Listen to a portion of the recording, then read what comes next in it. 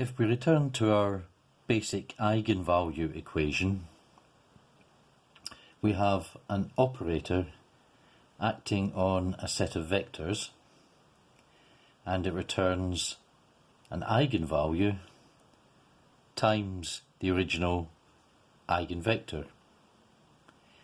Now, if we place a constant in front of the eigenvector, it cancels out on both sides. So the constant times the eigenvector is still an eigenvector of the operator. Effectively, any number times an eigenvector is the same eigenvector. In particular, we can put the number -1 in front of an eigenvector, and it will still be an eigenvector. Now, we saw this already when we did our heads tails example for the coin. We found that we could take the minus heads vector,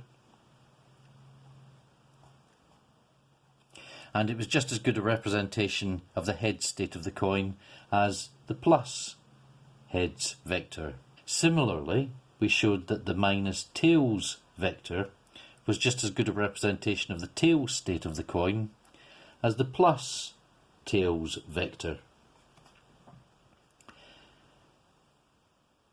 The same is true of the equal probability vector. I should write that in Dirac notation, shouldn't I?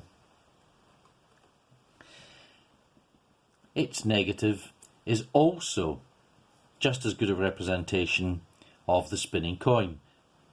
It has components -1/√2, -1/√2, and both of these square to a half, which is the probability that we expect for heads and tails in the spinning coin. There's one vector which is notably missing here. We haven't assigned any interpretation to this vector. This has components 1/√2 -1/√2. Now, its squared components are also both equal to a half.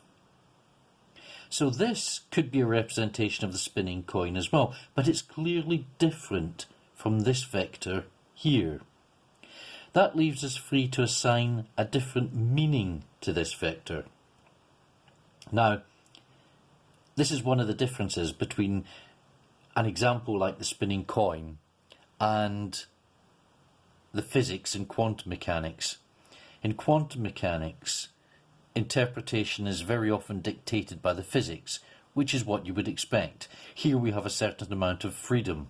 So I'm going to use this freedom. I'm going to change the name of this vector. I'm now going to call it the C vector. You'll see why in a moment. And I'm going to call this the A vector. The C vector, I'm going to assume corresponds to a coin spinning clockwise. Whereas the A vector, I'm going to assume corresponds to a coin spinning, anti-clockwise. So, clockwise, anti-clockwise. The thing about the original heads and tails vectors, I've labelled them here with their +1 and -1 labels. The thing about them is that any vector in the plane can be expressed as a sum of the heads and tails vectors. So this is 1/√2 heads plus 1/√2 tails, for example. It should be clear that the clockwise and anti-clockwise vectors also span this vector space. So, for example, if we take, let's do 1/√2, the clockwise plus anti-clockwise vectors. This is just 1/√2 into, and this is 1/√2, 1, 1, plus 1/√2, 1 minus 1, and that just gives a half. These add to give 2. These cancel to give 0, and we get 1, 0, which is just the original heads vector.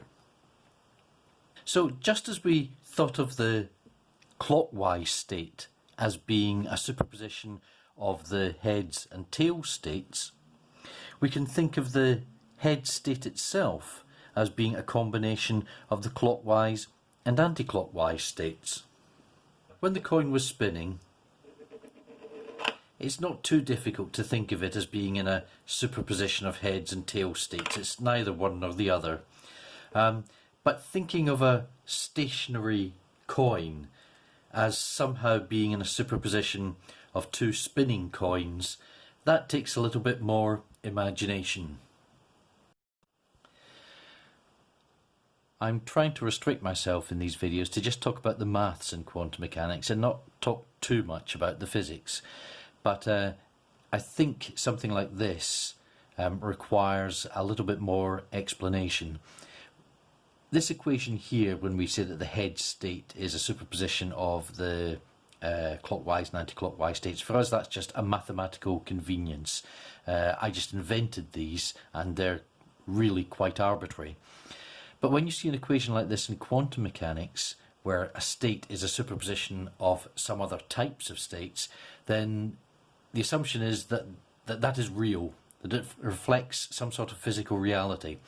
So you will very often see that a particle is in a superposition of states where it exists in multiple space states at the same time. It really is in multiple places at once. Where it has multiple energies at the same time, where it has multiple momenta at the same time, multiple angular momentum at the same time. And these have physical consequences that can be measured. Now, I don't want to go into this in a great deal of detail, but I do want to emphasize this difference. So that said, and understanding that for us it's a mathematical convenience and in quantum mechanics this represents physical reality, it's worth looking at the definite states that we've established so far for the coin.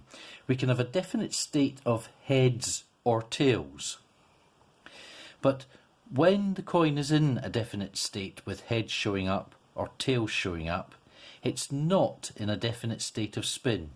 It's a summation of the clockwise and anti-clockwise states. Similarly, if the coin is spinning, it's not in a definite state of heads or tails. It's a sum of the heads or tails states. This is almost, but not quite, the Heisenberg uncertainty principle.